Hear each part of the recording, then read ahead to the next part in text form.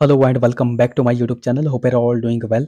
तो आज हम यहाँ पर साइंस के कुछ क्वेश्चंस को डिस्कस करेंगे। ये क्वेश्चंस देखो आपके प्रीवियस एग्जाम्स में पूछे जा चुके हैं, तो संभावना है कि आपके आगे आने वाले राज्य चयन आयोग या फिर शिमला बोर्ड में पूछे जा सकते हैं। पार्ट 1 देखो यह वीडियो रहेगी साइंस क्वेश्चंस लक्ष्य सीरीज में।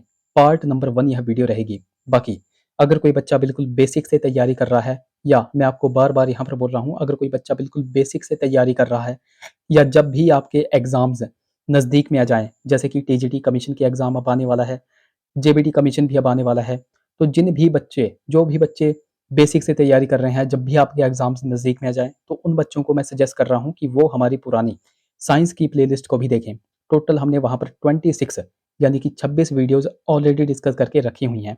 हमीरपुर बोर्ड के अलग अलग एग्जाम्स में जो साइंस से संबंधित क्वेश्चन पूछे गए थे, वो 26 वीडियोस हमने ऑलरेडी डिस्कस करके रखी हुई हैं। तो वहां पर जाकर के आप उन वीडियोस को चेकआउट ज़रूर कर सकते हैं। और आपको क्यों यहाँ पर चेकआउट इनको करना है वो भी आपको पता होना चाहिए।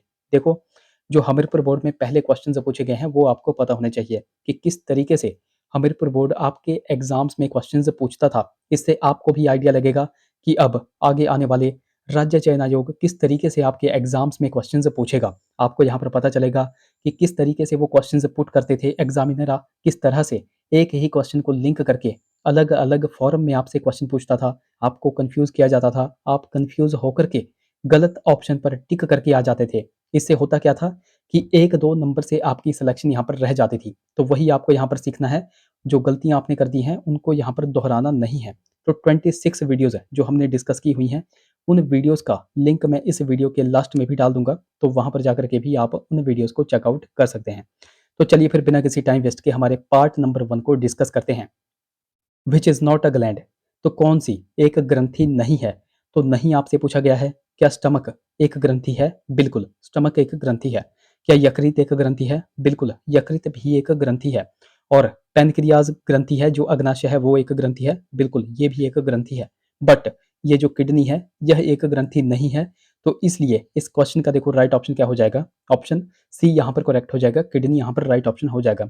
अब सबसे पहले मैं आपको यहीं पर बता देता हूँ कि ये जो क्वेश्चन है, ये एग्जैक्ट हमीरपुर बोर्ड में पूछा गया है। हमीरपुर बोर्ड से ही मैंने इस क्वेश्चन को लिया हुआ है। अब इस क्वेश्चन से संबंधित कुछ एक फैक्ट बनते हैं, कुछ एक क्वेश्चंस बनते हैं जो कि आपके प्रीवियस एग्जाम्स में पूछे जा चुके हैं या फिर पूछे जाने की संभावना है, वो मैं आपको यहाँ पर बताता हूँ।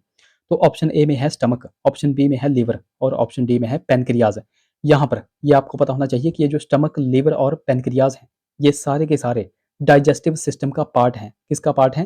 तो यह डाइजेस्टिव सिस्टम का पार्ट है। बट ये जो किडनी है, यह किसका पार्ट है? तो यह जो है तो यूरिनरी सिस्टम का पार्ट है।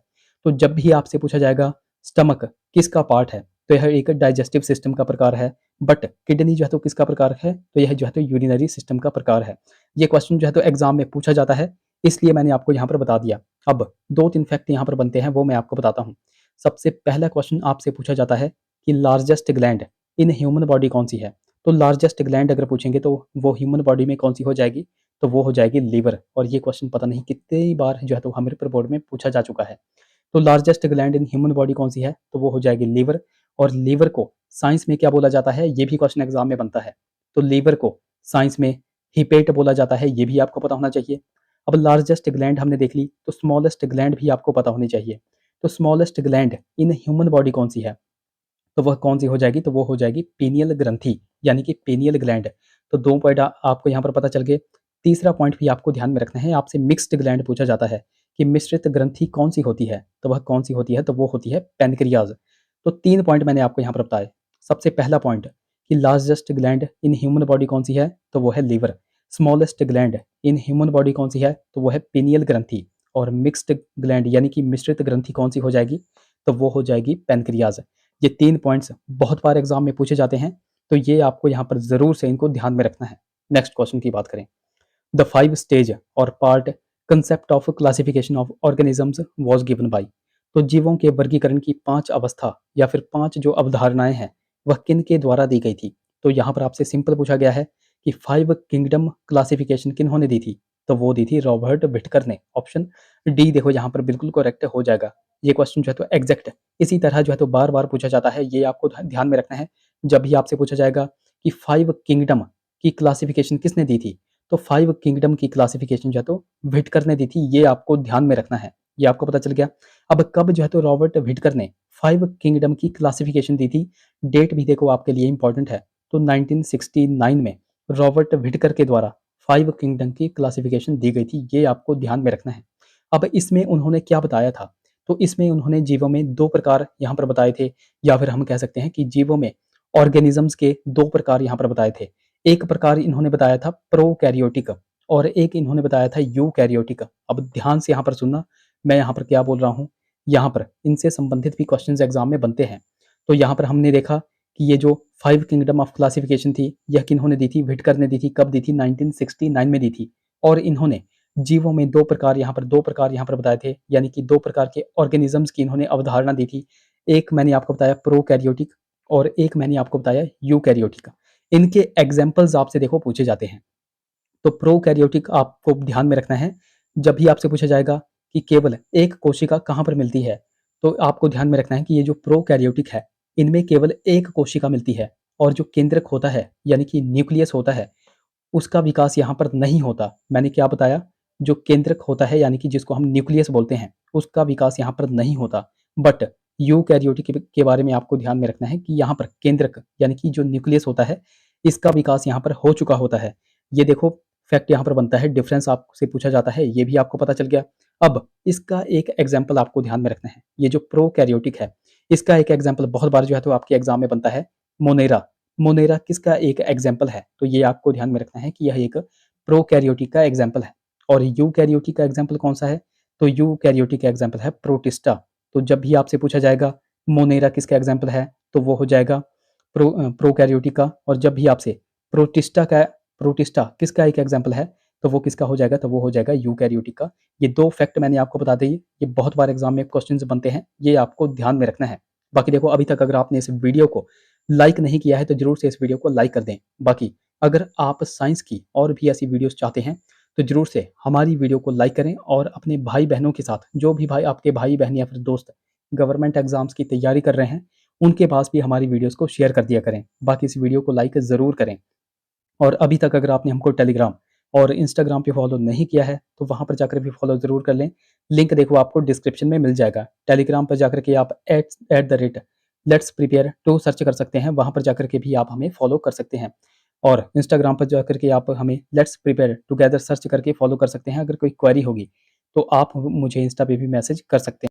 नेक्स्ट क्वेश्चन की बात करें, deficiency of vitamin E cause. तो विटामिन ई की कमी से कौन सा रोग यहाँ पर होता है? तो विटामिन ई की जब भी बात आती है तो इसकी कमी से इनफर्टिलिटी, या फिर हम जिसको स्टरलिटी बोलते हैं, यानी कि हिंदी में अगर बोलें तो बांझपन या फिर नपुंसकता, तो वो रोग होता है विटामिन ए की कमी से। ऑप्शन सी देखो यहाँ पर बिल्कुल करेक्ट हो जाएगा। अब यहाँ पर विटामिन की बात आई है तो सबसे पहला और सबसे बेसिक सा क्वेश्चन कि विटामिन की खोज किसके द्वारा की गई थी?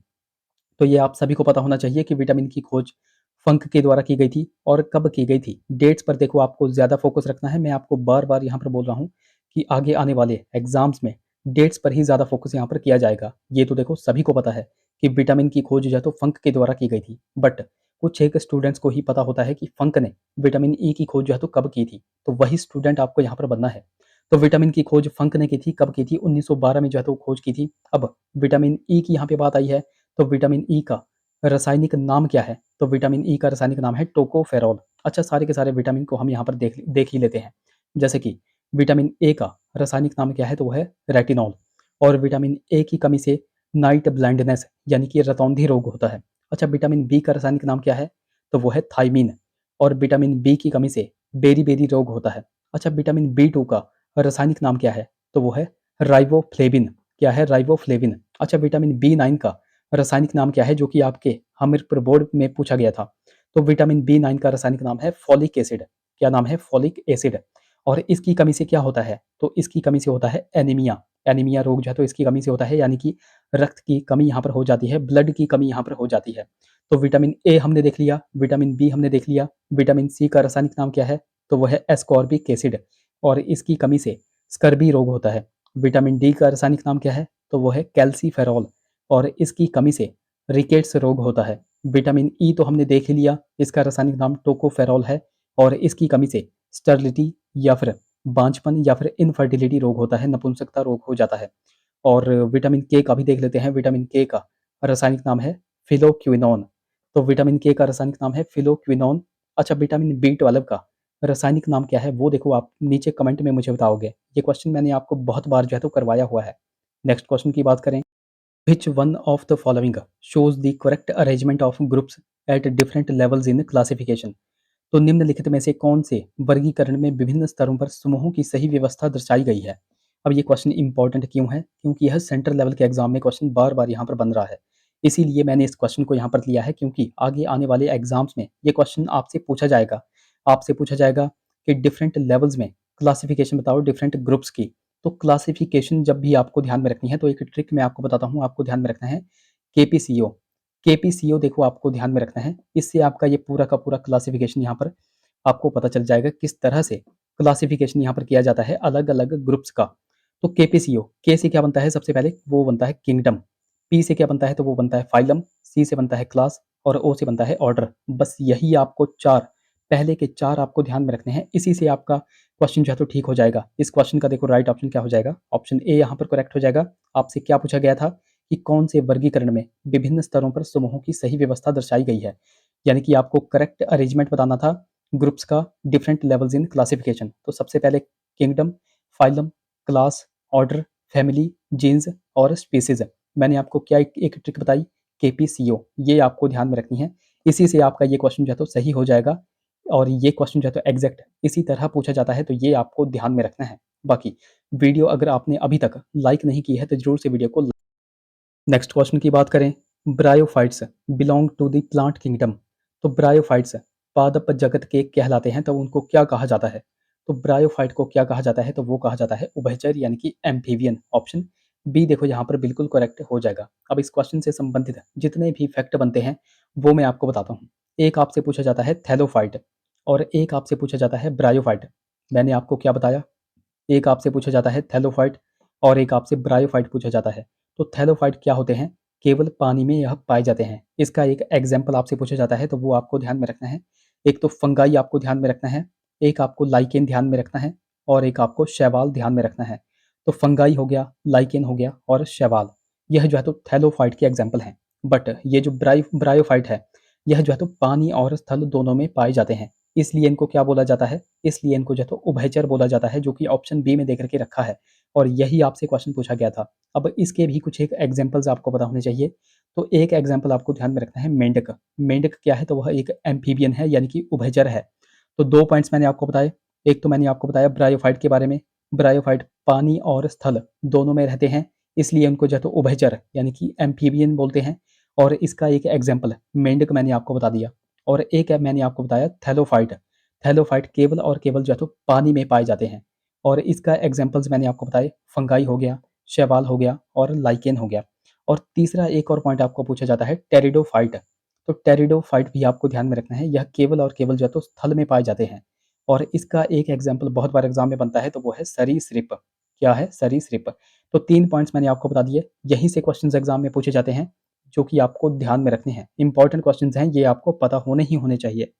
नेक्स्ट क्वेश्चन की बात करें, decibel is a unit used for. तो डेसिबल किसके लिए प्रयुक्त एक इकाई है? तो डेसिबल किसके लिए प्रयुक्त एक इकाई है? डेसिबल की यूनिट क्या हो जाएगी? तो वो हो जाएगी इंटेंसिटी ऑफ साउंड। तो ध्वनि की तीव्रता मापने के लिए जो है तो डेसिबल का यूज किया जाता है। ऑप्शन सी देखो यहाँ पर बिल्कुल करेक्ट हो जाएगा। ये क्वेश्चन एग्जैक्ट आपके हमीरपुर बोर्ड में पूछा गया है, ये क्वेश्चन मैंने वहीं से लिया हुआ है। अब इस क्वेश्चन से संबंधित बहुत से क्वेश्चन आपके एग्जाम में पूछे गए हैं। आपसे पूछा गया है कि करंट की यूनिट क्या है? तो करंट की यूनिट है एम्पियर।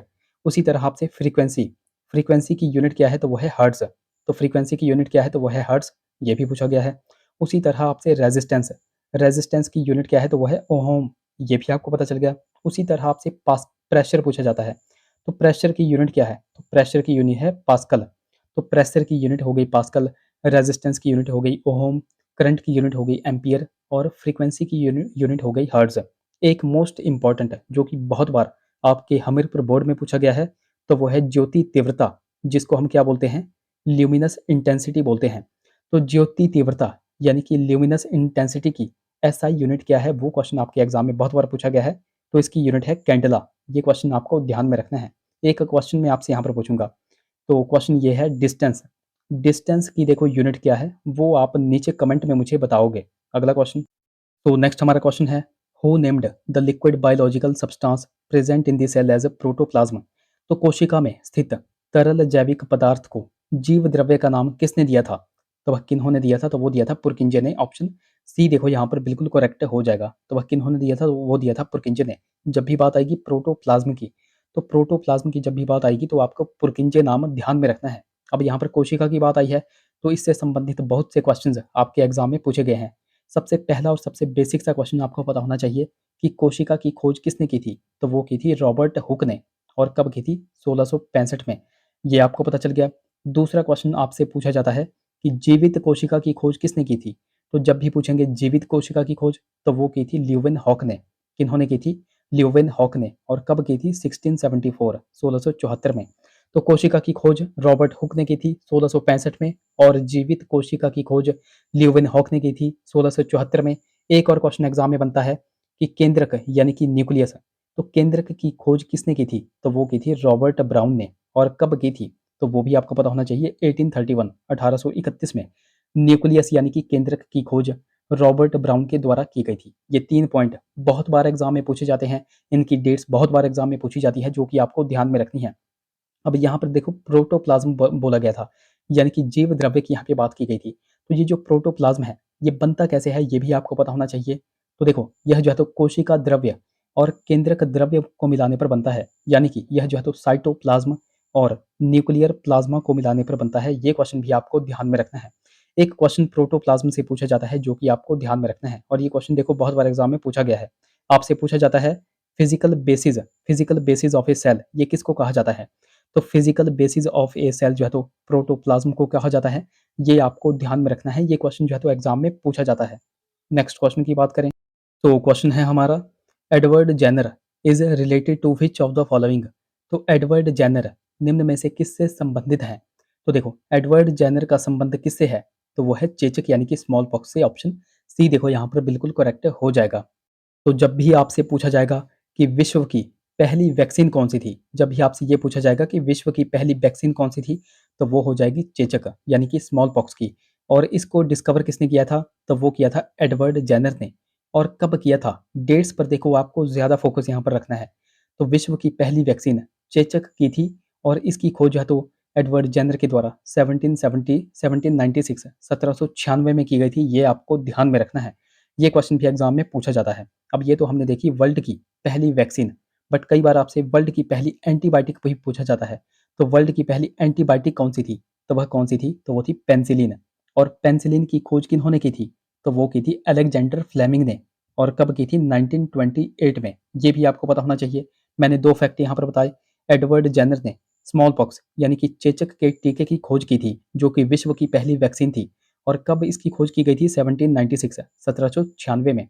और एक मैंने आपको पॉइंट बताया कि वर्ल्ड की पहली एंटीबायोटिक की खोज किन्होंने की थी? तो वो की थी अलेक्जेंडर फ्लेमिंग ने। और किसकी थी? तो यह पहली एंटीबायोटिक थी किसकी? तो ये थी पेनिसिलिन की।